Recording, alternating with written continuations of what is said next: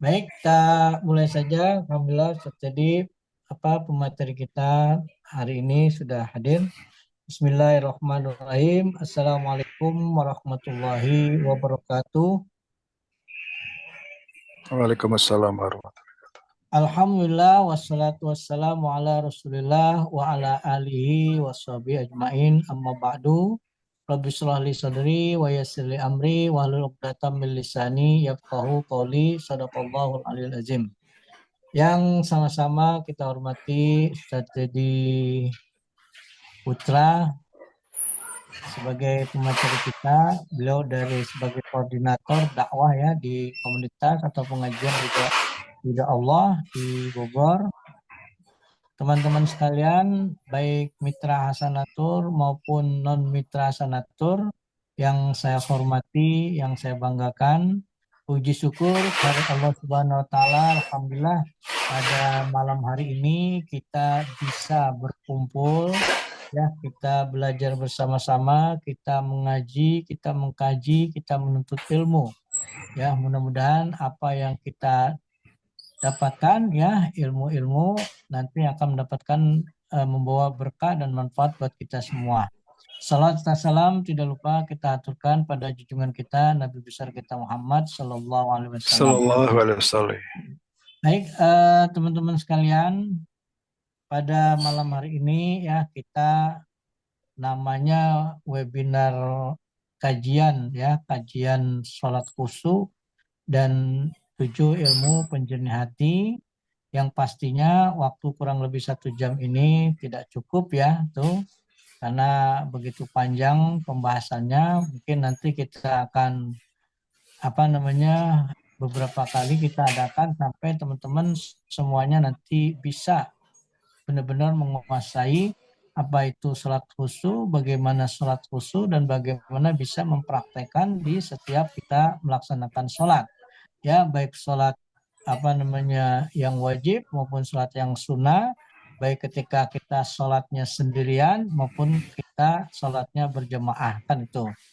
Ya, ini sangat amat penting sekali kita pelajari ya. Kenapa? Yang pertama, menuntut ilmu itu adalah sebagai kewajiban. Yang kedua, sholat itu adalah sholat itu adalah sebagai tiang agama, dan nanti awaluma yuhasabu bil abdu yaumil qiyamati as-sholah, kan itu. Yang pertama kali nanti diperhitungkan, dihisab di hari akhir nanti yaitu adalah sholat kita. Ya, kalau sholat kita baik ya, insya Allah semuanya itu akan menjadi baik ya, kan itu. Nah, mudah-mudahan ya dengan ikhtiar, ini kita bagian daripada ikhtiar ya tuh. Karena saya yakin ya hampir semua orang itu pasti merasakan bagaimana tidak susahnya untuk bisa sholat khusyuk. Ya, karena saya bilang seperti ini kenapa? Karena saya sendiri merasakan, saya sudah bertahun-tahun ikut pengajian ini, ikut kajian ini bersama Pak Ustadz Oke, bersama Pak Guru Antono, kan gitu, Pak Ustadz Teddy dan sebagainya. Itu kadang-kadang masih belum bisa sholat khusyuk, kan itu. Ya, 1 rakaat, 2 rakaat bisa. Ketika rakaat ketiga ada aja pikiran yang datang ya. Nah, teman-teman pasti merasakan ya tuh. Nah, artinya apa? Ya, kita sebagai manusia ya berusaha semaksimal mungkin bagaimana sholat kita semakin hari semakin berkualitas. Bagaimana sholat kita semakin nanti semakin baik sholatnya. Ya, mudah-mudahan nanti bisa sampai kepada sholat khusyuk yang benar-benar ya kita harapkan, yang benar-benar nanti bermanfaat buat kita. Baik, teman-teman sekalian, pemateri kita alhamdulillah sudah datang, Pak Ustadz Teddy nanti yang akan menyampaikan ya yang berhubungan dengan sholat khusyuk, dan mudah-mudahan nanti ada 1-2 item yang bisa disampaikan tentang 7 ilmu penjernih hati. Ya, kami berharap teman-teman sekalian bisa menyimak. Sebelumnya di sini Pak Agus atau Pak Wasbir yang siapa? Ketika membacakan ayat atau arti dari ayat. Ada Feby, Pak. Oh, ada Feby. Siap ya, Mbak Feby ya. Ya, Insya Allah. baik. Jadi nanti gampangnya gini, Mbak Feby. Jadi ketika Pak Ustadz tadi bilang, coba buka surat nomor sekian, ayat sekian. Nah itu nanti dibaca artinya aja kan itu ya, nggak usah dibaca ayatnya karena nanti kepanjangan waktunya khawatirnya tidak cukup ya tuh. Baik, tidak berpanjang kalam ya. Untuk selanjutnya kami serahkan sepenuhnya kepada Pak Ustadz Sedi untuk memberikan materinya. Silakan Pak Ustadz Sedi. Terima kasih Pak Taufik. Assalamualaikum warahmatullahi wabarakatuh. Waalaikumsalam warahmatullahi wabarakatuh. Mari kita awali sama-sama kita membaca ta'awudz, basmalah, salawat kepada Nabi, kemudian kita baca surat Al-Fatihah. Mari kita mulai. A'udzubillahi minasyaitonirrajim. Bismillahirrahmanirrahim. Allahumma sholli ala Sayyidina Muhammad wa ala ali Sayyidina Muhammad. Bismillahirrahmanirrahim. Alhamdulillahirabbil alamin. Arrahmanirrahim. Maliki yaumiddin. Iyyaka na'budu wa iyyaka nasta'in. Ihdinas siratal mustaqim. Siratal ladzina an'amta 'alaihim ghairil maghdubi 'alaihim waladdallin. Amin. Asyhadu alla ilaha illallah wa la syarikalah wa asyhadu anna Muhammad abduhu wa rasulullah. Allahumma sholli ala Sayyidina Muhammad wa ala ali Sayyidina Muhammad.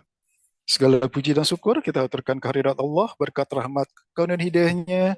Alhamdulillah pada malam hari ini kita masih dapat dipertemukan dalam keadaan sehat walafiat. Tak lupa salawat dan salam kepada junjungan kita Nabi besar Muhammad sallallahu alaihi wasallam beserta keluarga dan pengikutnya hingga akhir zaman. Terima kasih kepada Pak Taufik yang sudah memberikan kesempatan, menyiapkan sarana dan waktunya. Dan Alhamdulillah pada hari ini kita dapat bersilaturahmi. Diawali dengan perkenalkan, nama saya Teddy Putra. Seperti yang tadi disampaikan oleh Pak Taufik, majelis kami namanya Ridha Allah. Pusatnya ada di Depok, bukan di Bogor. Bogor itu ada cabang Pak Taufik. Pusat kita di Depok, di Saung Ridha Allah Depok. Tempatnya di Sukatani Tapos. Apa yang akan kita bahas malam hari ini, bentuknya bukan berupa ceramah. Kok ceramah itu kan satu arah ya Pak Taufik ya. Dari pendakwahnya atau ustadznya menyampaikan, barang jemaahnya dengan kita dialog Pak. Kita diskusi, kita bertukar pikiran. Artinya pada saat penyampaian ada yang kurang jelas, silahkan dipotong pun nggak apa-apa. Nah, kenapa kami sampaikan bentuknya bukan ceramah satu arah? Karena yang kita akan bahas nanti adalah ilmu kehidupan.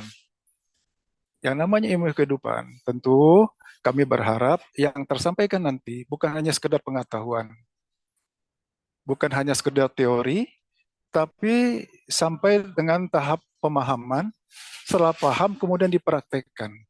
Dipraktekkan apa? Dipraktekkan pada saat kita menjalani kehidupan, pada saat kita menjalani permasalahan demi permasalahan hidup. Yang hadir di sini, kalau saya tanya, kita diskusi ya Pak, dialog silakan open mic. Jadi yang mau ikut dialog silakan, yang memungkinkan ya. Kenapa? Karena saya ingin tahu apakah yang tersampaikan nanti bisa dipahami. Jadi diawali begini, Pak Taufik, Bapak Ibu yang berbahagia.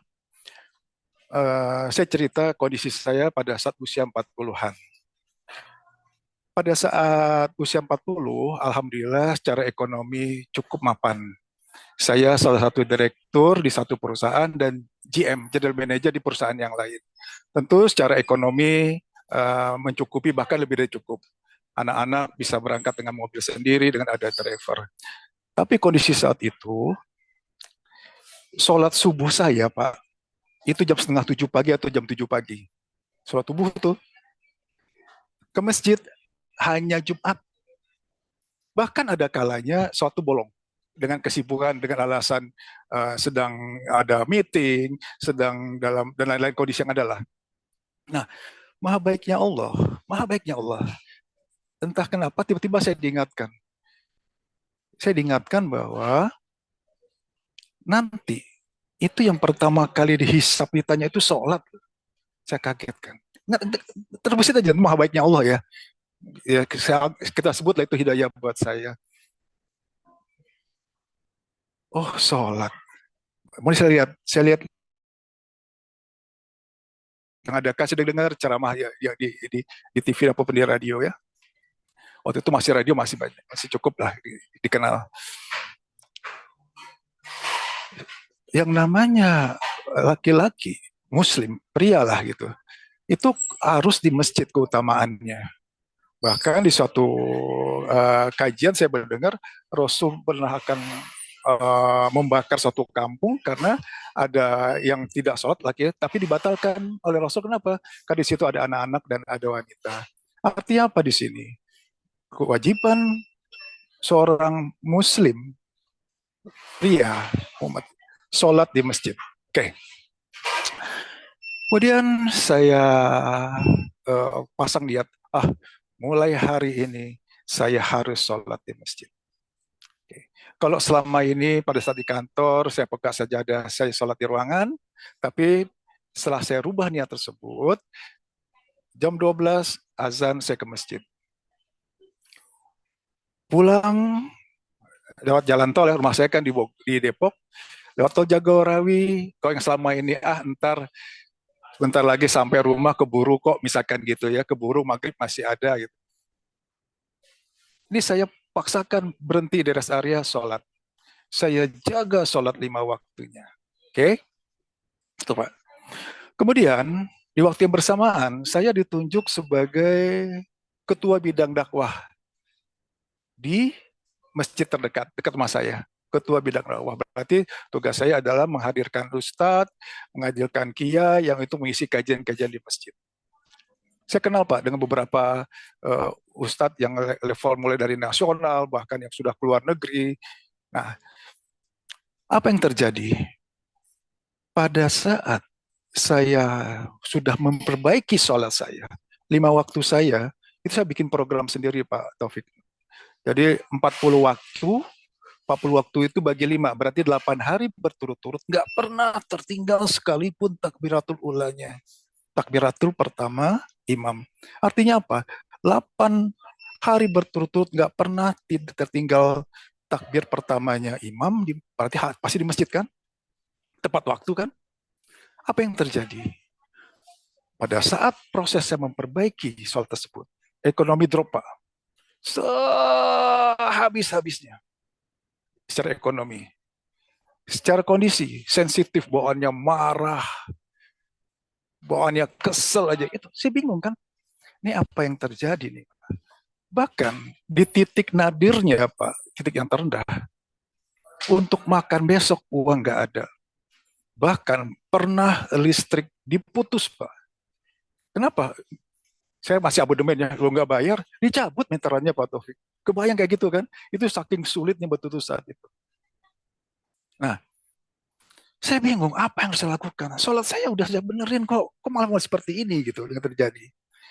Alhamdulillahnya pada saat kondisi tersebut lagi terpuruknya benar-benar. Bahkan satu lagi, rumah saya waktu itu istilah teman-teman itu disekolahin Pak. Masuk ke salah satu bank dijaminkan dan 5 bulan sudah tidak bayar angsuran sehingga bagian collection bank tersebut datang. Pak Teddy, kalau hari Senin Pak Teddy nggak selesaikan, akan kami pasang stiker rumah dalam pengawasan. Malu kan Pak, kalau kondisi gitu. Coba Pak Taufik bayangkan. Rumah dipasang stiker. Apa kata tetangga kan gitu kan? Aduh, ampun saya bilang. Nah, alhamdulillahnya di kondisi-kondisi terpuruk seperti itu, saya dipertemukan dengan guru saya yang saat ini menjadi guru kami, yaitu Pak Guru Antono Basuki. Dan alhamdulillahnya lokasi pengajiannya, taklimnya nggak begitu jauh, masih sama satu kelurahan. Nah, dari beliaulah saya belajar mengenai ilmu kehidupan, belajar bagaimana sholat yang khusyuk, yang benar lah sederhananya gitu. Nah, saya cerita Pak. Pada saat ketemu pertama dengan Pak Antono, apa pertanyaan Pak Guru pertama? Pak tadi sudah sholat? Bu, sholat saya 5 waktu di masjid Pak Guru. Nggak tertinggal takbir pertamanya imam. Dia ketawa. Harusnya kalau Pak Teddy sholat, Allah nolong, masalah selesai dong. Yang saya tahu begitu Pak Guru. Tapi kok kadang saya udah sholat loh Pak Guru. Tapi kok masalah saya malah makin banyak, makin berat. Hidup nggak tenang, bahkan sensitif, baper lah kalau kata anak-anak muda sekarang kan. Nah, apa kata Pak Guru? Pak tadi sudah sholat? Sudah Pak Guru. Oke, yang namanya sholat, kata Pak Guru. Sholat itu kan jasmani menghadap kiblat, betul ya Pak Taufik ya? Jasmani kita menghadap kiblat, rohani kita menghadap Allah, kemudian kita mengucapkan bacaan sholat. Di situ ada pujian, pernyataan, dan permohonan. Sesuai dengan syarat rukunnya sholat. Oke, yang awal dulu Pak Teddy. Jasmani menghadap kiblat. Oke, saya lakukan. Ruhani menghadap kepada Allah. Yang namanya menghadap kepada Allah harus fokus nggak? Ya harus fokus Pak. Saya ketemu dengan Pak Taufik. Harusnya pikiran saya ke Pak Taufik atau ke tempat yang lain? Pak Taufik. Pak. Iya, kalau ke tempat lain kan nggak sopan kan? Kurang Iya. ajar nih Pak Teddy. Ngomong sama saya kok bikinkan yang lain. Nah, lantas Pak Teddy selama ini seperti apa? Terdiam Pak. Betul. Betul saya sholat di masjid. Betul saya 5 waktunya bahkan nggak tertinggal. Karena memang saya jaga itu. Tapi pada saat sholat di masjid, pikiran saya jalan-jalan. Bahkan saya seringkali lupa nih rakaat keberapa ya. Ini yang terjadi Pak pada saya.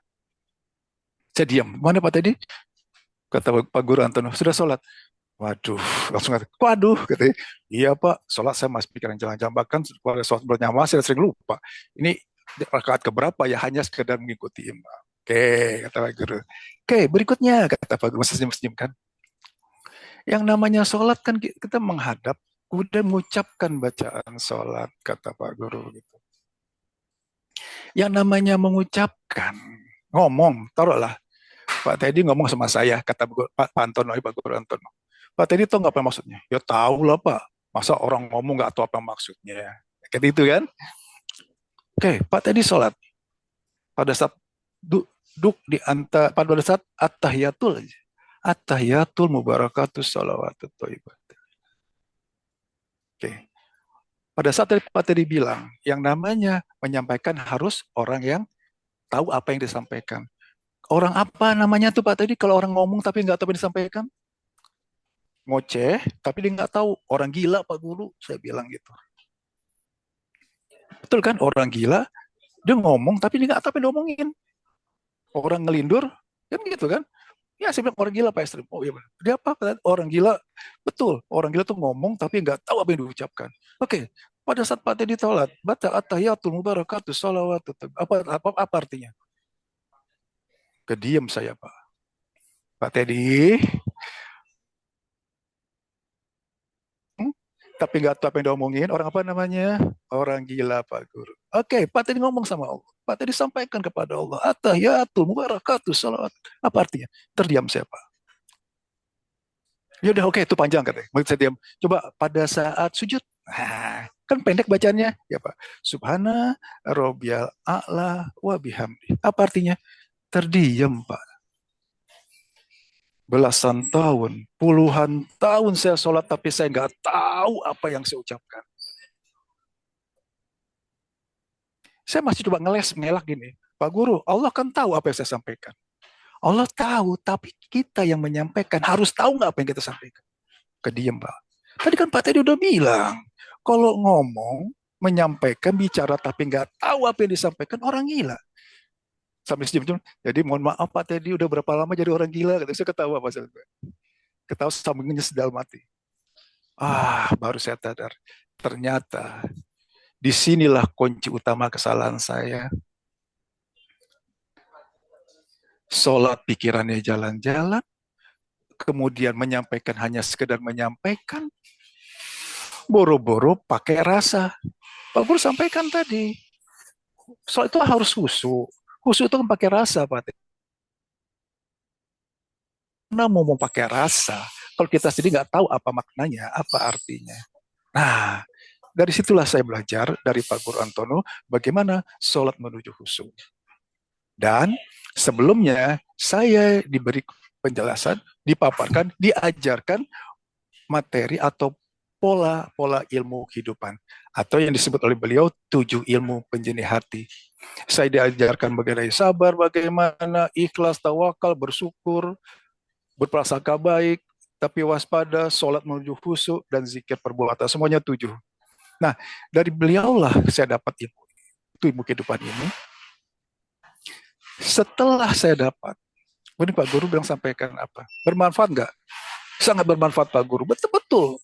Betul-betul. Sebenarnya ilmu kehidupan ya. Begitu kita praktekkan, masalah selesai. Begitu kita pun ini selesai. Ini, wah banyak-banyak keajaiban lah yang yang yang boleh bilang nggak masuk di akal. Contoh satu, apa yang nggak masuk, yang paling nggak masuk di akal. Begitu saya mempraktekkan apa yang disampaikan oleh Pak Guru, ya, waktu itu baru 1-2 bulan kok, mungkin nggak sampai 1 bulan. Saya praktekkan, nanti apa yang saya sampaikan nanti sama seperti yang saya dapat dari insya Allah dari Pak Guru Antono.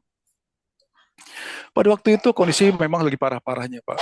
Jadi kalau ikut ke pengajian ke Saung Ridho Allah itu saya numpang teman, ikut motor teman. Perjalanan dari rumah ke masjid, saya agak apa, ngerendeng lah, apa nggak ngerendeng ya. Dalam hati saya bicara, wah kalau punya motor enak nih, nyaman nih, kan gitu ya. Hanya ngomong seperti itu Pak.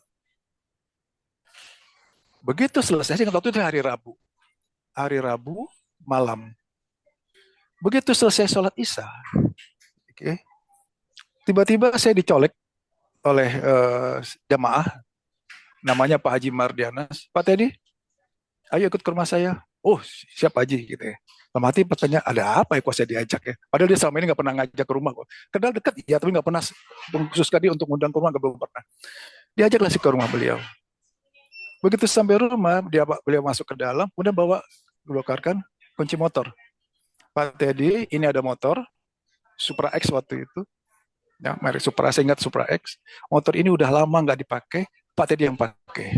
Bayangkan Pak, saya nggak minta usus, tapi Allah hadirkan. Karena saya butuh untuk pengajian, minimal untuk operasi. Yang selama ini jujur, naik motor itu saya masih kaku kok. Kalau biasa selama ini pakai mobil, pakai driver. Nah, di kondisi seperti itulah ternyata betul Pak. Pada saat kita sudah pantaskan diri kita di hadapan Allah, yang namanya kebaikan-kebaikan Allah, kita namanya kejadian itu di luar nalar Pak. Tuh tiba-tiba dikasih, minta pun enggak. Nah, dengan pengalaman banyak lagi yang lain. Kalau saya cerita testimoni mungkin 1-2 jam, banyak kejadian Pak. Ini salah satu contoh saya ambil. Artinya apa di sini? Setelah saya dapat tujuh ilmu penjelasan ilmu kehidupan tadi, plus saya perbaiki sholat saya. Betul-betul nama hidup itu luar biasa Pak. Nyaman, tenang. Nah, kemudian Pak Guru Antono tanya, Pak Teddy, setelah saya belajar ya, cukup hanya Pak Teddy sendiri yang tahu atau disampaikan ke yang lain? Insya Allah saya sampaikan Pak Guru. Jadi, ini sebagai pengantar, apa yang kami sampaikan saat ini, itu bukan hanya sekedar teori, bukan hanya sekedar metode, tetapi suatu ilmu yang dibilang adalah ilmu terapan lah ya. Kenapa ilmu terapan? Karena sudah terapkan di kehidupan saya. Dan betul-betul hasilnya luar biasa. Yuk, kita mulai sekarang. Tentu kita ingin hidup bahagia. Setuju? Silakan dibuka yang lain. Setuju ingin bahagia? Oke. Selama ini apakah sudah bahagia atau belum bahagia? Kadang-kadang bahagia, kadang-kadang tidak kan gitu ya. Nah, selain Pak Taufik saya ingin tanya, yang membuat kita bahagia itu apa? Silakan Pak. Yang membuat kita bahagia. Kita diskusi sini juga nanti kita tahu, oh konsepnya seperti ini loh. Oh cari kayak begini. Yang membuat kita bahagia itu apa? Silakan Pak, ada 21 peserta di sini. Open mic-nya. Apa yang membuat kita bahagia? Silakan dibuka mic-nya. Ayo Bapak sekalian, kita apa yang membuat tidak bahagia? Apa yang kita inginkan tercapai? Ayo, apa Pak Agus yang buat kita nggak bahagia? Apa yang kita inginkan tercapai? Apa Pak? Belum jelas, terputus-putus. Apa yang kita inginkan? Apa yang membuat? Betul. Yang membuat tidak bahagia, secara umum jawabannya seperti yang Pak Agus sampaikan. Jika keinginan yang terjadi tidak sesuai dengan apa yang kita inginkan, itu bikin kita kecewa kan? Kesel, sedih, marah. Dengan kata lain, saya bahagia kalau yang terjadi saat ini sesuai dengan apa yang saya inginkan. Saya tidak bahagia kalau yang terjadi saat ini tidak sesuai atau tidak sama dengan apa yang saya inginkan. Coba kita lihat, benar nggak pola pikir seperti ini? Cak Umum betul. Cak Umum seperti jawabannya. Coba dibuka Al-Baqarah 216. Al-Baqarah 216. Silakan dibaca. Atau Pak bisa saya jadikan co-host nggak? Biar saya bisa share ayat. Bisa, Bapak Febi. Saya jadikan. Topik Roman. Coba saya jadikan co-host deh, biar saya bisa share ayat. Sebentar Pak, sebentar. Oh, ini bisa share ayat nih. Oke. Oh, nggak bisa only guys. Saya jadikan co-host biar bisa share ayat, nanti tinggal dibaca. Jadi modelnya gitu Pak. Kajian kita ini semua mengacu Al-Quran. Cuma bukan hanya sekedar dibaca, tapi aplikasinya. Ayat demi ayat. Oke. Tadi Pak Agus sampaikan. Sudah Pak. Oke, kita lihat apa ya? Al-Baqarah ayat 216. Apa yang Allah sampaikan di sini? 216 ya. atau 126? 216. Jelas ya berarti ya. Al-Baqarah 216.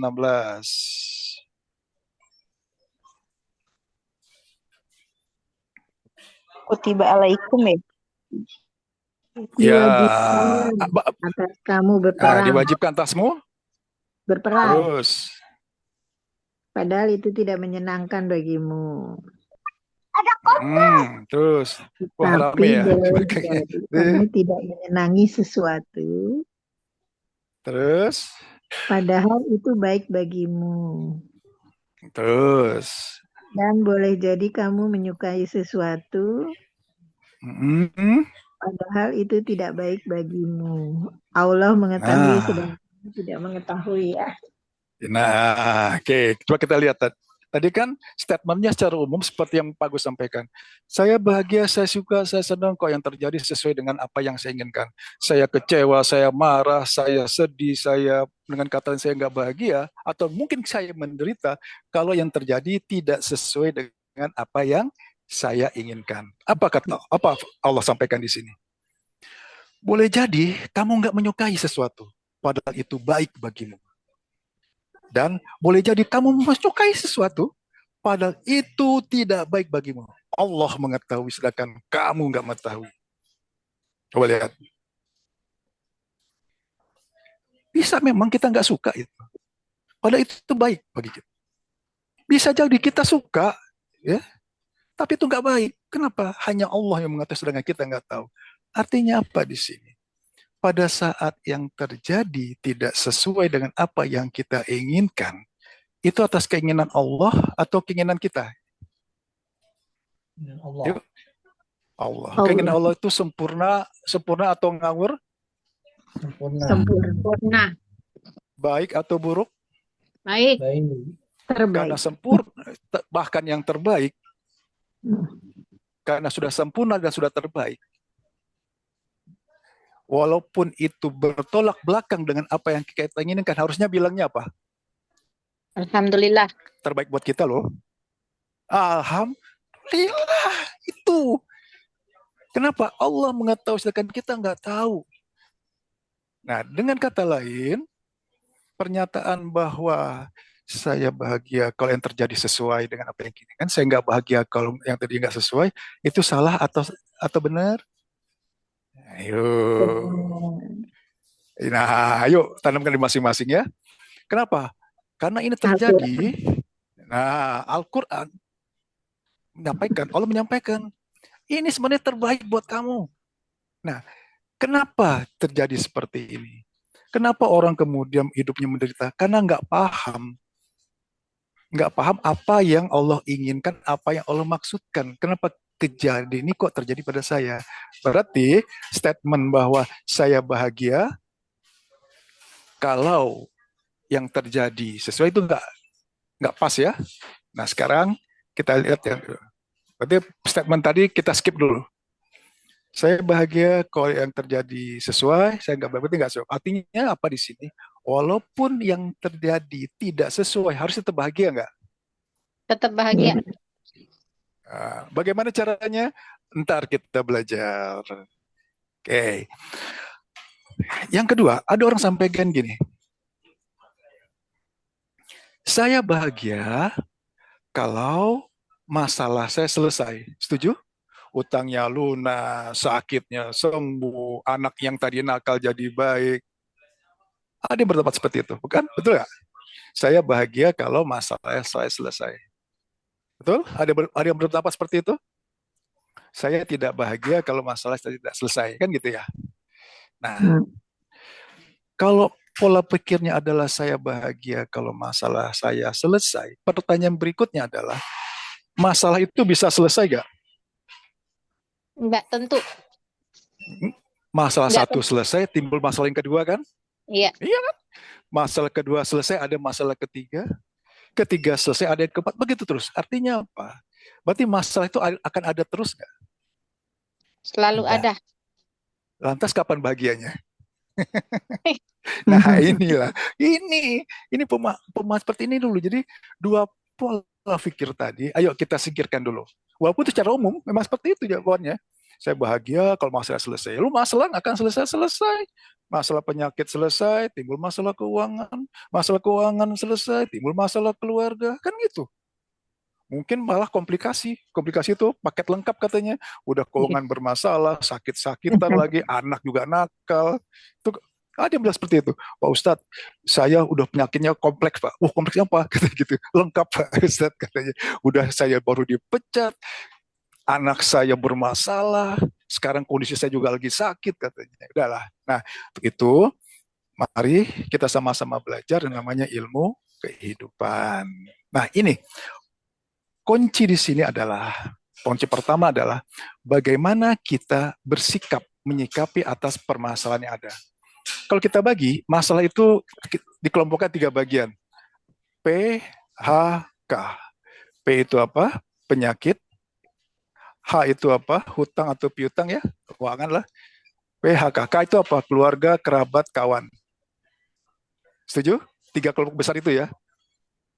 Kalau kita kelompokkan masalah kita masing-masing, insya Allah ada di salah satu tadi.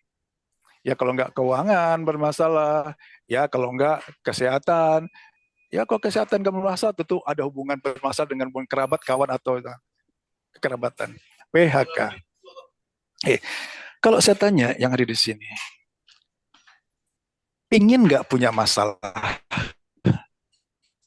Tidak ingin. Ayo jawab. Yuk Birma, pengen punya masalah nggak? Nggak ingin. Kenapa? Nggak ingin. Kenapa? Nggak mau? Nggak enak. Tidur susah kan gitu kan? Makan nggak enak, ya kan? Nah, nggak nyaman lah. Nah ini dia. Pola pikir kita semua di sini, pada saat ditanya, apakah ingin punya masalah? Jawabannya? Tidak mau punya masalah. Oke. Masalah atau ujian kita sebut lah ya, kita sederhanakan dengan ujian lah. Itu datang atas keinginan kita atau atas keinginan Allah? Keinginan Allah. Keinginan Allah, oke. Yuk, kita buka ayatnya ya. Bahwa ujian itu datang dari keinginan Allah. Kita buka surat 76 ayat 2. Surat Al-Insan ayat 2. Surat 76 ayat 2. Saya share ayatnya. Surat 76 ayat 2. Kita lihat. Ujian itu datang dari siapa? Oke.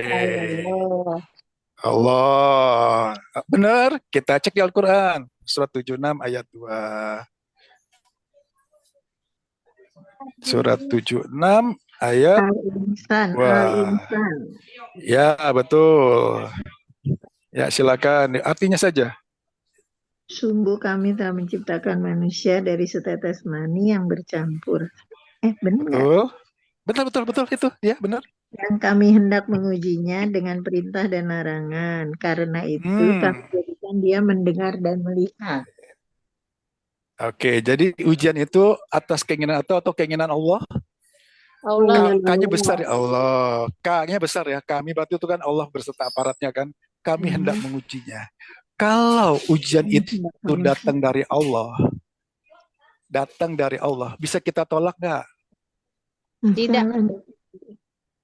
Kok tadi bilangnya nggak mau? Ayo, ayo. Ini loh, apapun permasalahan yang terjadi, apapun kejadian yang terjadi, sudah pasti atas kehendak Allah, atas keinginan Allah, atas ketetapan Allah. Pada saat Allah sudah mengizinkan kejadian itu, sudah menetapkan kejadian terjadi pada kita, bisa kita tolak? Saya nggak mau sakit, saya nggak mau itu. Itulah selama ini. Jadi awal mulanya permasalahan itu adalah sikap saya nggak mau menerima masalah. Saya nggak mau punya masalah. Padahal masalah datang dari Allah. Ujian datang dari Allah. Sesuatu yang datang dari Allah itu harusnya baik atau buruk? Baik. Baik.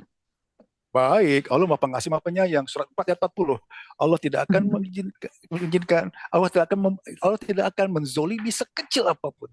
Jadi artinya apa? Pada saat Allah mengizinkan kejadian itu terjadi pada kita, apa bentuknya? Sederhananya lah, sakit lah. Sakit gigi misalkan. Tidak ada sedikit pun keinginan Allah untuk menzolimi. Menzolimi itu apa? Bikin susah, bikin kita menderita kan? Yuk, kita buka ayatnya deh, biar 4 ayat 40. Kita tahu Allah Maha Pengasih Maha Penyayang. Betul. Apa buktinya? Allah sampaikan di sini. Silakan.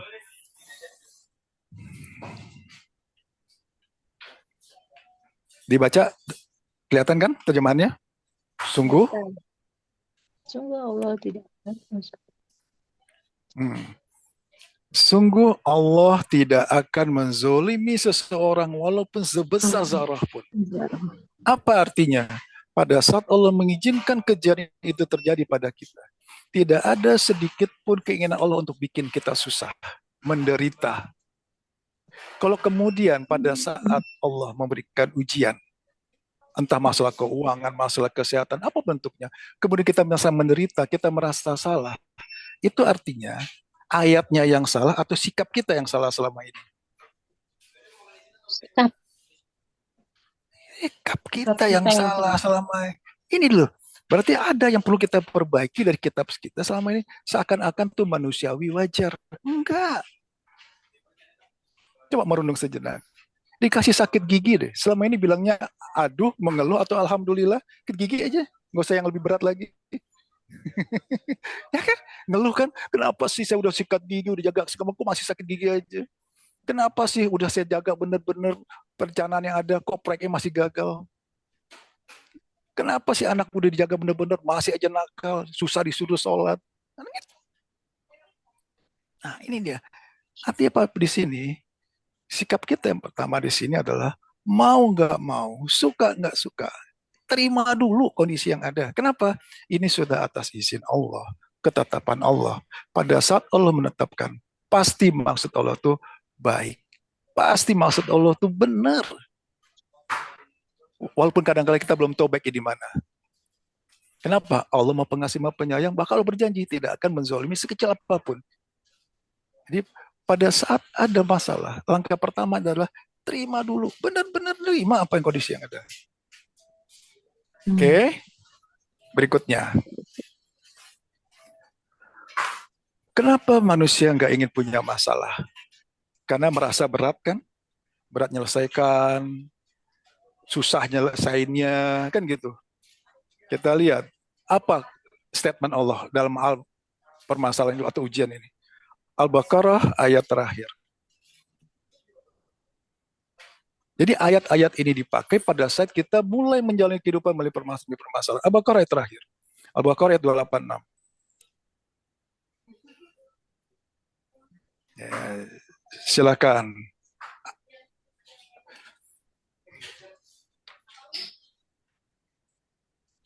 Allah tidak membebani seseorang melainkan sesuai dengan Kesanggupannya. Nah, berarti kalau yang namanya sesuai dengan kesanggupan itu harusnya masalah itu, problem itu berat atau enggak sesuai dengan kesanggupan loh. Harusnya? Saya kasih contoh sederhana. Kemampuan ibu mengangkat barang itu adalah 30 kilo misalkan. Mampu mengangkat beban seberat 30 kilo. Ya, lantas Allah nggak ngasih masalah atau bebannya tadi kurang dari 30, sama dengan 30, atau lebih dari 30. Ayo. Ayo jawab. Kurang, sama, atau lebih dari 30. Oh, sama, Sama. sama belum bisa keangkat, bisa nggak? Kurang dong. Hah? Kurang. Kan sesuai, berarti kurang. Kok sama itu bisa keangkat, bisa enggak. Ya kan? Kurang, Kalau artinya 30? apa? Seberat apapun. Nah, kok 30 pas-pasan kan? Kadang-kadang kagak, kadang enggak. Tapi kan sesuai dengan kesanggupan. Artinya apa di sini? Seberat apapun masalah yang kita terima, yakinkan ini enggak berat kok. Allah berjanji tadi kan, Allah kan kalau yang Allah beban itu berat, kita nggak sanggup, berarti Allah zolim dong. Ayat tadi salah dong. Kita yakin Allah nggak akan menzolimi saya sekecil apapun. Allah berjanji, Allah tidak membebani seseorang melainkan sesuai dengan kesanggupan. Artinya apa? Seberat apapun masalah saat ini, sebanyak apapun masalah saat ini, pasti masih di bawah kesanggupan. Artinya apa? Kita pasti bisa nyelesain kan? Sesuai loh dengan kesanggupan. Nah, pegang itu. Ah, ini nggak berat. Kenapa? Perasaan saya berat. Tapi Allah berjanji sesuai dengan kesanggupan saya. Bismillah, jalani. Itu. Ada lagi berikutnya.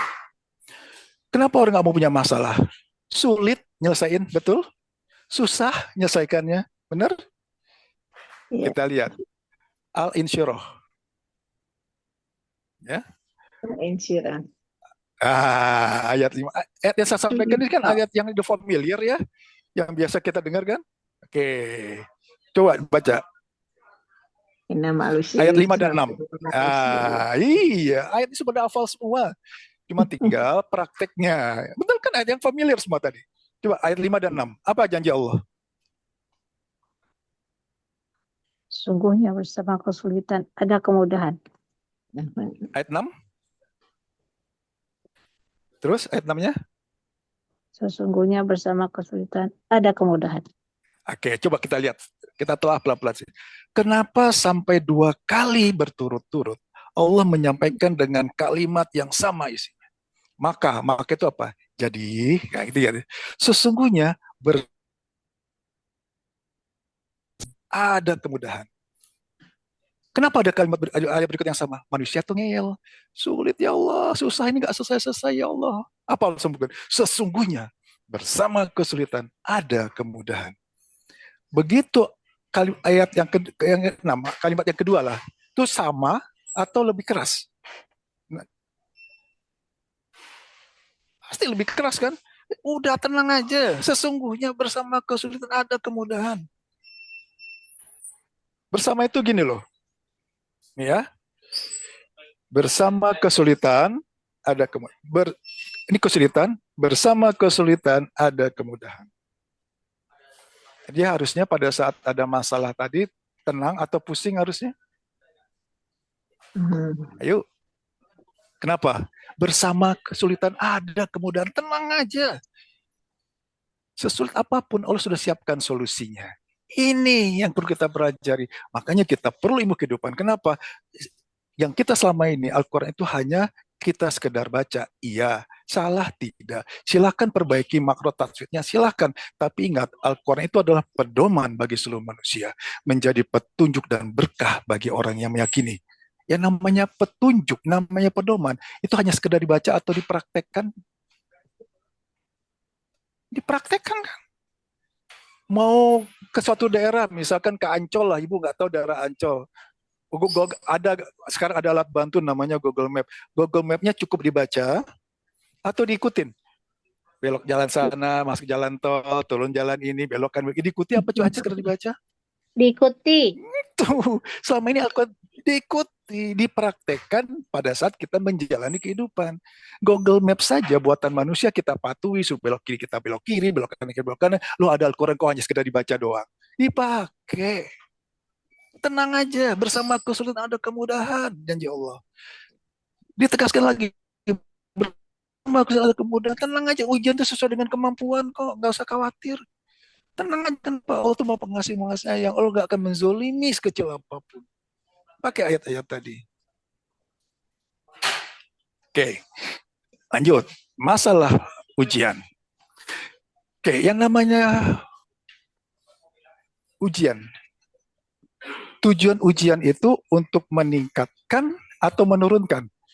Ujian dari TK ke SD, SMP, SMK itu untuk menurunkan atau menurunkan derajat, menurunkan tingkat, Meningkatkan. meningkatkan atau menurunkan, Naik kelas. meningkatkan. Naik kelas. Ibu ingin naik kelas?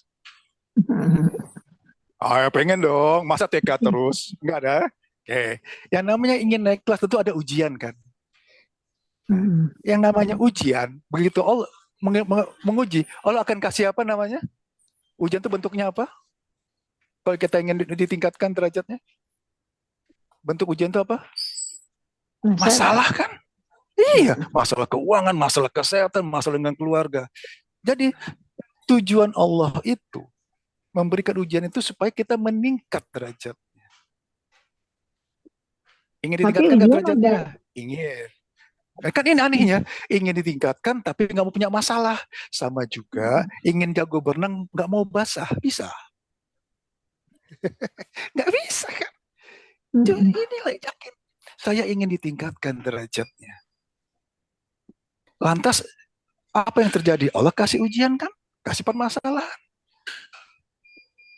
Berarti benar ujian permasalahan itu kita butuhkan nggak? Ayo, kita butuhkan nggak jadinya? Ayo, jawab. Dibutuhkan. Butuhkan nggak jadi? Ya, kenapa? Karena saya ingin meningkatkan derajatnya kan? Mau Kita naik ingin naik grade. kelas. Nah, mau naik grade gitu loh. Nah, ini yang terpenting satu lagi. Ibu pernah sadar nggak Bu Farah bahwa setiap hari kita sebenarnya minta masalah sama Allah. Ya Allah, kasih saya masalah ya Allah. Minta masalah loh tiap hari. Kok tahu? Bener. Minimal 17 lagi. Minimal 17 kali sehari kita minta pada Allah, ya Allah kasih saya masalah ya Allah. Pada saat apa? Sholat. Nah, pada saat posisi apa? Betul? Sholat. Pada saat apa? Kita minta dikasih masalah. Duduk di antara dua sujud.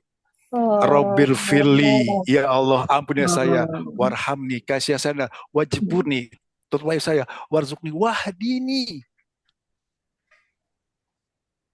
wa'afini, ya Allah tingkatkanlah derajat saya. Kita minta ditingkatkan derajatnya oleh Allah. Lantas Allah kabulkan. Harusnya bilangnya apa begitu kasih masalah? Alhamdulillah. Kenapa? Karena ini memang ya saya minta. Rabbil firli warhamni wajburni warfakni. Ya Allah, tingkatkanlah derajat saya. 17 kali kita minta Allah tingkatkan derajatnya. Begitu minta dikasih malah bilang nggak mau. Menolak, kesel, kecewa, marah. Itu kira-kira orang yang baik atau orang yang kurang ajar begitu? Dikasih, ya minta dikasih malah bukan bolo-bolo terima kasih, malah nolak, malah marah-marah, kecewa, sedih. Ayo, sadar nggak selama ini? Ini ya, jujur saya pun nggak dapat ilmu ini sebelum ketemu dengan Pak Guru Antono. Saya pikir selama ini yang namanya mengeluh, kecewa, kesel wajar. Wajar kalau kita bilang nggak punya masalah, nggak enak, nggak nyaman. Padahal itu nggak wajar sama sikap kita selama ini. Makanya yang namanya masalah itu terjadi adalah kenapa? Karena kesalahpahaman kita dengan Allah. Kita anggap masalah itu suatu yang gak enak, menyedihkan, menyebalkan, bikin gak nyaman, bikin sesek, bikin menderita. Padahal tujuan Allah itu untuk meningkatkan derajat. Bahkan kita pun minta, ya Allah tingkatkanlah derajat saya. Minimal 17 kali sehari. Kita minta agar Allah tingkatkan derajat kita. Ternyata apa? Dikasih. Ayo. Jadi mulai sekarang, pola pikirnya adalah saya nggak mau punya masalah atau saya butuh masalah sebenarnya. Ayo. Butuh masalah. Betul. Nah, yang namanya butuh, Masalah. begitu namanya butuh, dan memang kita mau dan kita butuh ya. Begitu dikasih bilangnya apa?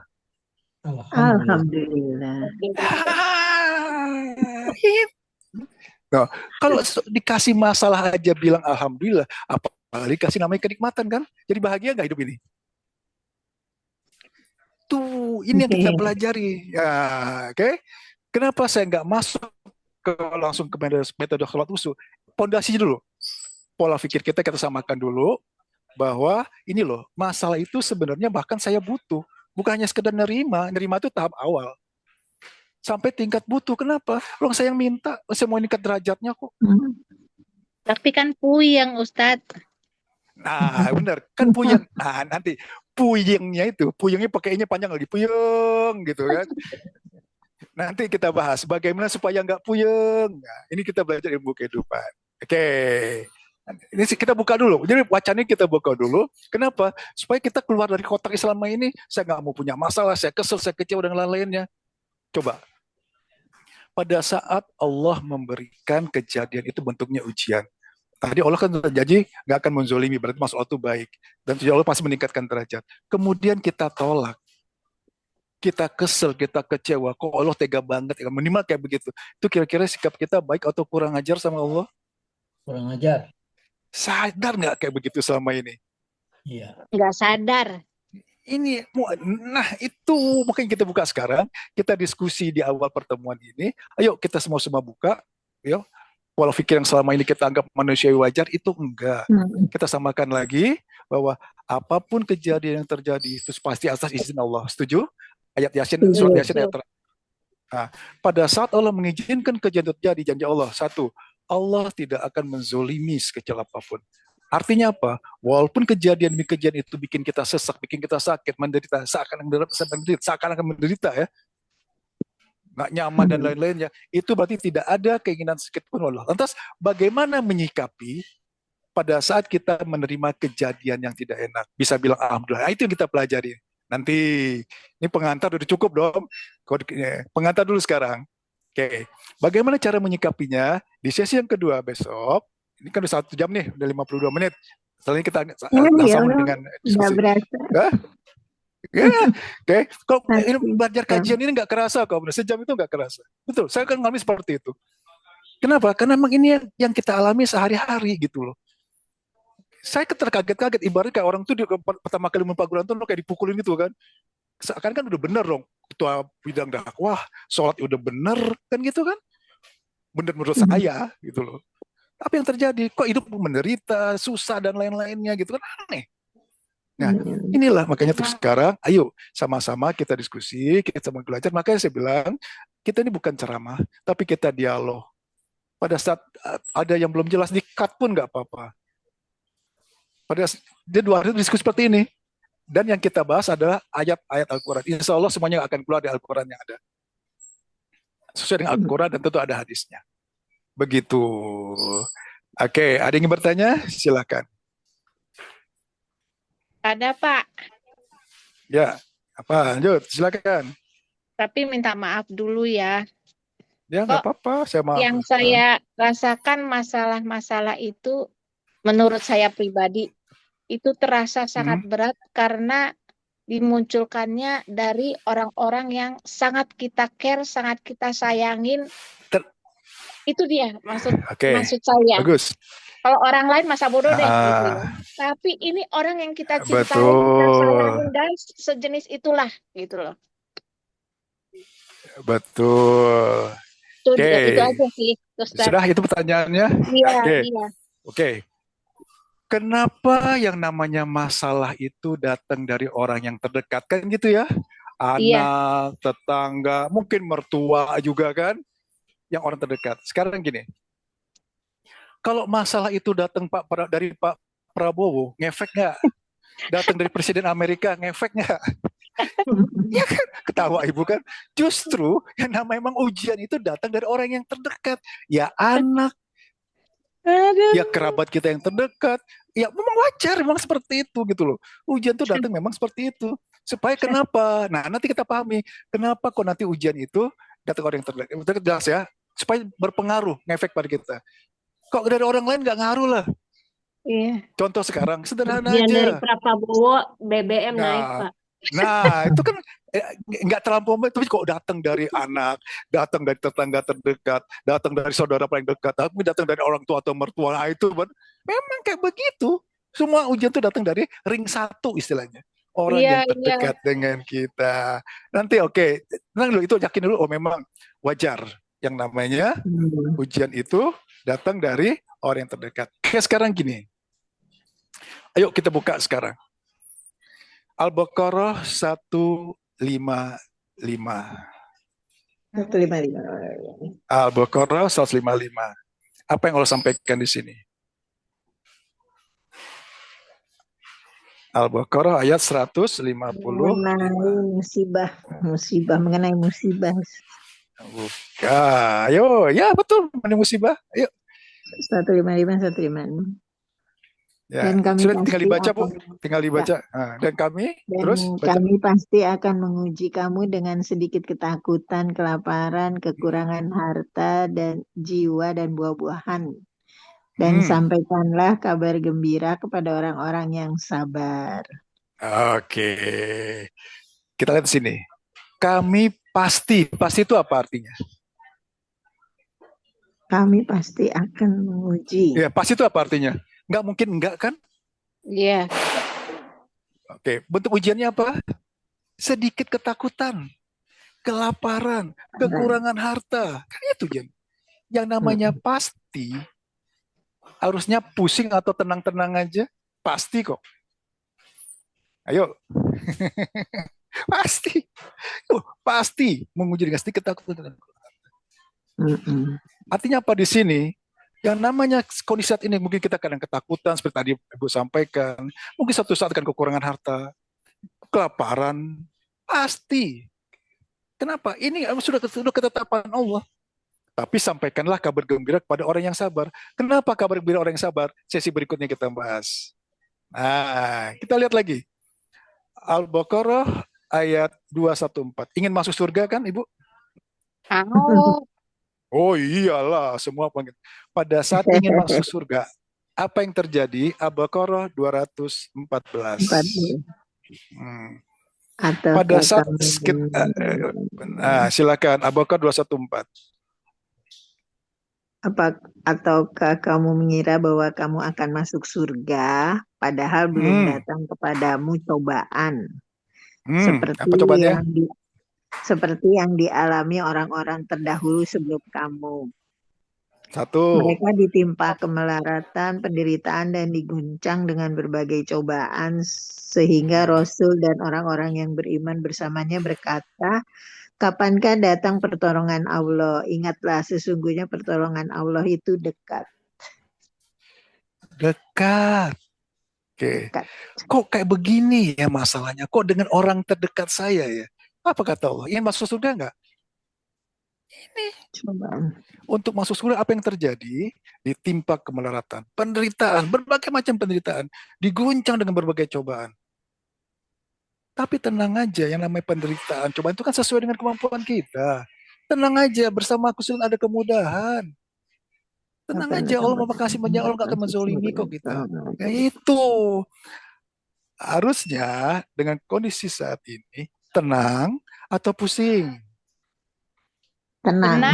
Yang namanya ada tenang, karena memang saya ingin masuk surga. Lantas, pengen mau masuk surga. Nggak mau mengalami penderitaan dan lain-lainnya. Sama juga itu tadi. Mau jago berenang, nggak mau basah. Nggak mungkin kan? Tuh. Lanjut. Ibu yang beriman. Oke. Kapan datang pertolongan? Nah, saya tanya sekarang, apa yang hadir di sini mengaku beriman? Insya Allah beriman. Oh, isi beriman dong, kan gitu. Ya. Pasti. Oke, surat 29 ayat 2. 29 ayat 2. 29 ayat 2. Pada saat kita mengaku kita beriman, apa yang Allah sampaikan? Al-Ankabut. Iya. Surat 29 ayat 2. Saya share ayatnya. Apakah manusia Iya, silakan dibaca. Apakah manusia mengira bahwa mereka akan dibiarkan hanya dengan mengatakan kami telah beriman dan mereka tidak diuji? Ayo, siapa tadi yang nggak mau dikasih masalah? Siapa yang tadi ngeluh kok masalah saya begini Pak Ustadz? Dengan ayo, ngakunya beriman, diuji dulu. Apakah manusia mengira cukup? Saya hanya beriman ya Allah? Enggak. Diuji dulu. Benar nggak imannya? Nah, ayat berikutnya. Sungguh kami telah menguji orang sebelum mereka, maka Allah mengetahui mana yang benar dan mana yang berdusta. Sekedar ngomong doang saya beriman. Ayo. Ini. Jadi sekarang pada saat ada masalah demi masalah, ujian demi ujian, bilangnya apa? Alhamdulillah. Itu. Ya. Harus dibiasakan sekarang ya. Alhamdulillah. Nah, harus Sering-sering alhamdulillah. Oke, nanti kajiannya panjang. Kenapa harus alhamdulillah? Nanti kita ketik itu dulu, kunci ke situ dulu ya. Jadi tahap sekarang adalah pemahaman mengenai permasalahan. Apa sih itu masalah? Gitu kan? Dari yang tadinya memang kita nggak mau, sampai nanti saat titik berikutnya menerima, setelah menerima, tingkatkan lagi. Memang butuh. Kenapa? Saya ingin masuk surga. Yang memang surga memang harus dijalani. Ustadz, Yang namanya saya beriman, ya memang ini terjadi karena saya mengaku beriman. Ini konsekuensinya gitu loh. Ya, Bu Farah silakan. Ustadz, kalau saya ada pemahaman gini, kalau ujian itu kan nggak selalu masalah ya, tapi mungkin juga bukan masalah, tapi kemudahan-kemudahan Tapi, gitu, kemudahan-kemudahan, oke. tapi untuk menguji orang itu dikasih kemudahan gitu. Nah, maksudnya dia Oke. dikasih Kalau kekayaan, dikasih kemudahan, contoh, ya betul, kasih hadiah lah. keenakan. Kasih door prize. Tiba-tiba ditelepon sama Pak Taufik. Bu Farah, ini ada voucher gratis, umroh. Ya itu Umroh. gampang, nggak usah belajar. Alhamdulillah. Ya kan? Kalau itu mah Dengan bilang alhamdulillah kan. Tapi kok kemudian ada yang bilang, Bu Farah, ini ada customer yang klaim nih, dia belum bayar. Agennya kenapa nggak setor? Nah itu baru kita belajar di situ. Kalau sesuatu yang menyenangkan, ya kan, sesuatu yang memang menggembirakan, nggak usah dipelajari cara nerimanya. Udah pasti kita bilang alhamdulillah. Tapi mulai dari kita bangun tidur sampai kita tidur lagi, Allah kan beri dua kondisi. Satu, kejadian yang memang kita inginkan. Yang kedua, kejadian yang tidak kita inginkan. Nah, kalau kejadian kita inginkan ya gampang bilang alhamdulillah. Tapi kejadian yang tidak kita inginkan, ini yang kita pelajari sekarang. Gitu loh. Ini yang perlu namanya ilmu kehidupan. Menyikapi permasalahan demi permasalahan dalam menjalani kehidupan ini. Itu Bu. Setuju ya? Kalau kejadian yang enak sih nggak usah dipelajarin. Ini sepeda, ini satu motor X Max gitu kan. Ya gampang. Wah, terima kasih Pak Taufik gitu ya. Gitu. Justru kondisi saat ini, coba kita lihat. Tentu kondisi seperti saat ini, di mana di akhir zaman, banyak Wah, putus. Iya, Ustadz sama sinyalnya. Ustadz tadinya. Iya, dari Ustadz tadinya. Kita tunggu aja Bu ya.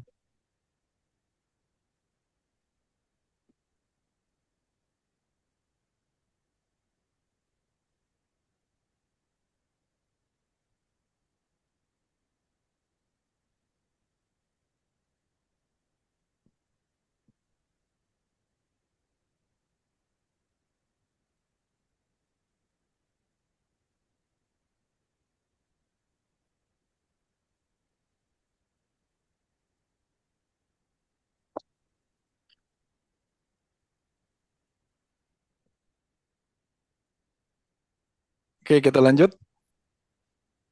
Oke, ada yang ingin bertanya? Silakan. Atau udah cukup ya, jam 9:04 ini?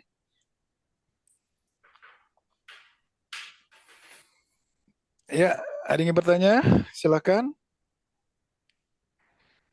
Oke, kalau tidak sebagai penutup ya, ini pengantar.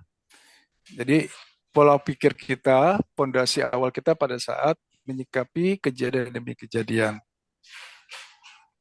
Bagaimana caranya pakai ayat-ayat tadi? Ini terjadi atas izin Allah. Ujian itu memang atas keinginan Allah. Karena atas keinginan Allah nggak bisa saya tolak. Mau nggak mau, suka nggak suka, harus saya diterima. Oh, masih sulit. Pakai ayat kedua berikutnya. Allah tidak akan menzolimi sekecil apapun. Tapi saya kok merasa susah, merasa menderita. Berarti dua kondisi. Sikap saya yang saya perlu perbaiki atau ayat yang salah. Ayat nggak mungkin salah. Allah janjikan Allah tidak akan menzolimi sekecil apapun. Nggak akan bikin susah kita sedikit apapun. Bakal lagi.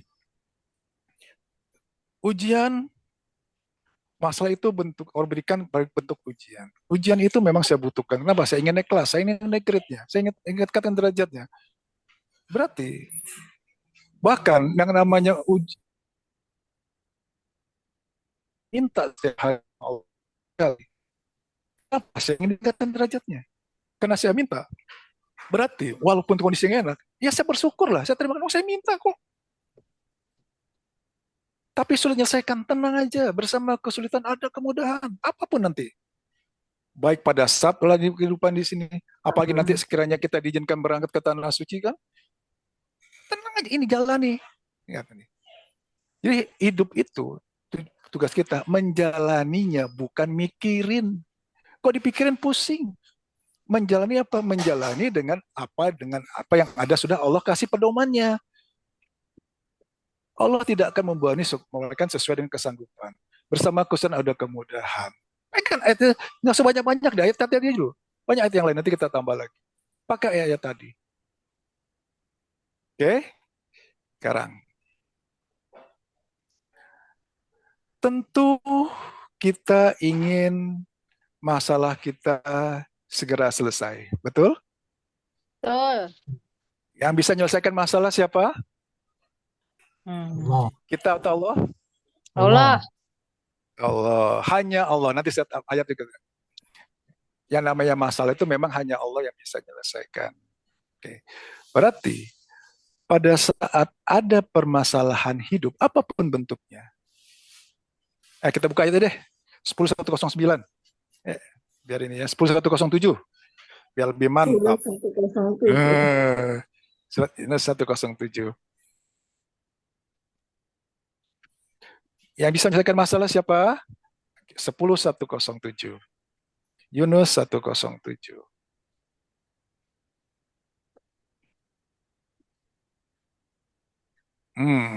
Ayo silakan.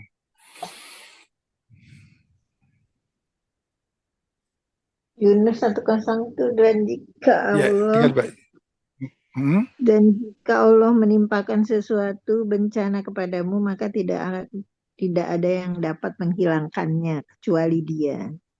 Cukup. Jika Allah menimpakan suatu bencana, musibah ataupun permasalahan, boleh kita perkecil ya untuk masing-masing. Maka tidak ada yang dapat menghilangkannya kecuali Dia. Allah sampaikan di sini. Jika Allah menimpakan suatu bencana, musibah ataupun bentuknya permasalahan, kita masalah penyakit, masalah keuangan, masalah dengan keluarga dan lainnya, tidak ada yang dapat menghilangkannya kecuali Dia. Dia-nya besar. Berarti yang bisa menyelesaikan masalah kita, yang bisa menghilangkan masalah kita siapa? Allah. Salah. Kurang tepat. Kurang tepat. Ya, kurang tepat. Kecuali Dia. Hanya Allah. Kurang kata. Iya, hanya. Kalau siapa yang menyelesaikan masalah? Allah. Berarti ada dong obat, dokter. Kan gitu biasanya. Hanya Allah. Hanya Allah. Jelas? Jelas. Jadi, siapa yang bisa menyelesaikan masalah kita? Hanya Allah. Hanya Allah. Karena hanya Allah yang bisa menyelesaikan masalah kita. Hanya Allah ya. Berarti pada saat ada masalah, tugas kita apa? Hanya Allah yang nyelesain loh. Tugas kita apa? Ikhtiar. Berarti kita udah nyelesain. Ntar dulu. Apapun masalahnya, sakitlah contohnya, oke? Pada saat kita kondisi sakit, yang bisa menyembuhkan siapa? Allah. Hanya Allah. Pada saat utang kita lagi banyak-banyaknya, anak lagi nakal-nakalnya, siapa yang bisa menghilangkan, siapa yang bisa menyelesaikan masalah kita? Hanya Allah. Karena hanya Allah yang bisa menghilangkan, hanya Allah bisa menyelesaikan. Berarti fokus kita kemana sekarang? Tugas kita apa? Sabar. Lanjut, itu tindakannya. Berserah diri. Ada lagi lebih tepat. Ya minta Menerima. tolong dong. Ya ampun, ya minta tolong sama Allah kan gitu. Berdoa, itu minta tolong. Nah, minta tolong sakar. Benar nggak? Karena hanya Allah yang bisa menyelesaikan. Hanya Allah yang bisa bikin saya sembuh, bikin masalah selesai. Berarti tugas kita apa? Minta tolong Ke Allah. sama Allah. Utang saya 2 juta.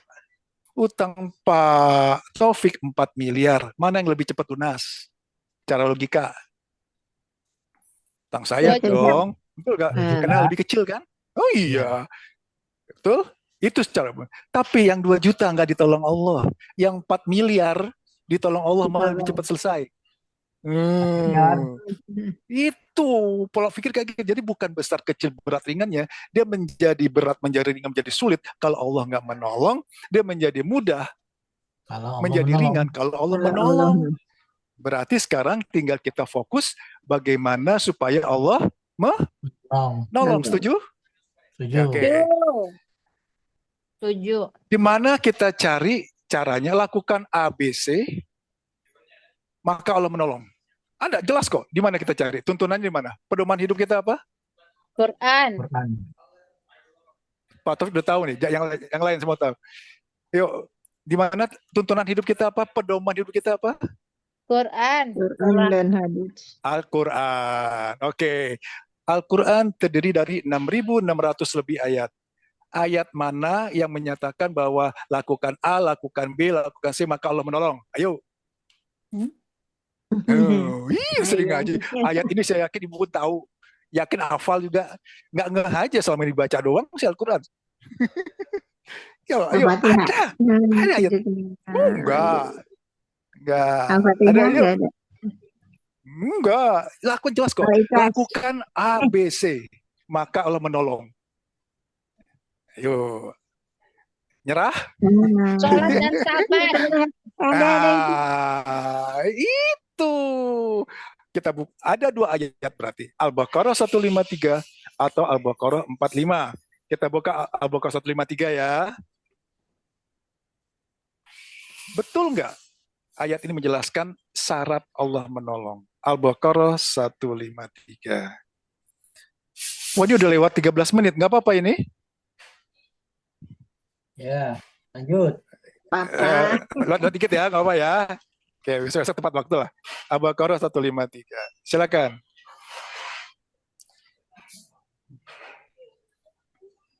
Ayo. Dibaca. Wahai orang-orang yang beriman,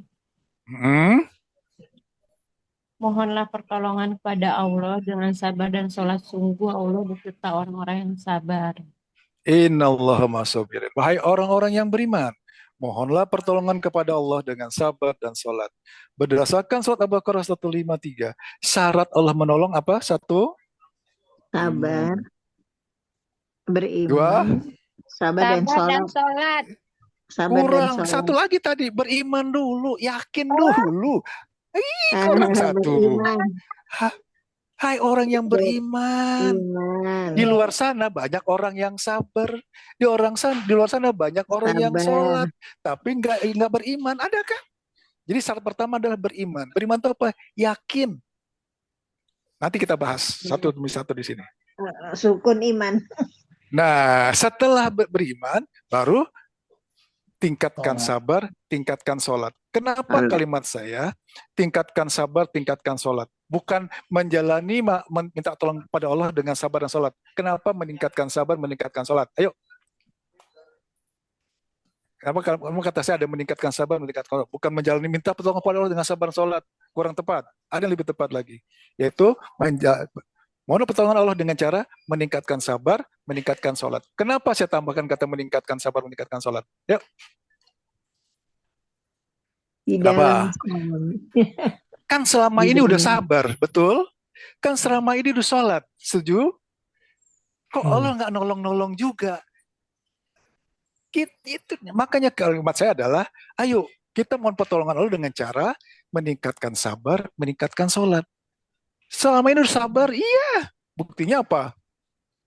Nggak sampai bunuh diri kan? Masih bisa nahan kan? Sholat toh saya udah lakukan sholat. Tapi saya udah sholat Pak Ustadz. Saya udah sabar Pak Ustadz. Kalau merasa sudah sholat sabar, tapi Allah nggak nolong juga, artinya sabar dan sholatnya perlu kita perbaiki atau ayatnya salah. Ayo.